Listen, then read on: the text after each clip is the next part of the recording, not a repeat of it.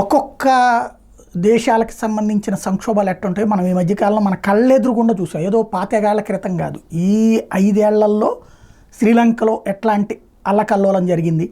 ప్రభుత్వాన్ని దించడం, ఆ చివరికి అధ్యక్షుడు ఇంట్లోకి వెళ్ళి ఆ బాత్ టబ్బుల్లో కూర్చోవడం, ఆ జీడిపప్పులు తినటం అక్కడంతా.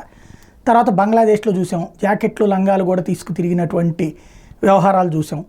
అలాగే మయన్మార్లో చూసాం, అధ్యక్షురాలని తీసుకెళ్లి జైల్లో పెట్టి, ఇదంతా మన కళ్ళెదురుగుండానే జరిగినాయి.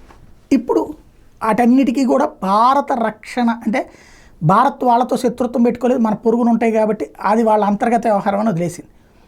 ఇప్పుడు భారత్ రక్షణతో ఇదివరకు పెట్రోల్కి కూడా డబ్బులు లేక భారత్ పంపిస్తే వాడుకున్నటువంటి పరిస్థితి, చివరికి ఆందోళనకారుల మీద లాఠీ చార్జ్ చేయడానికి వెళ్ళే పోలీసులకు కూడా పెట్రోల్ లేదు. అప్పుడు మనం పంపిస్తే నడిచింది, మన అండతో వాళ్ళకి అప్పులు దొరికినాయి. ఇప్పుడు సెటిల్ అయింది.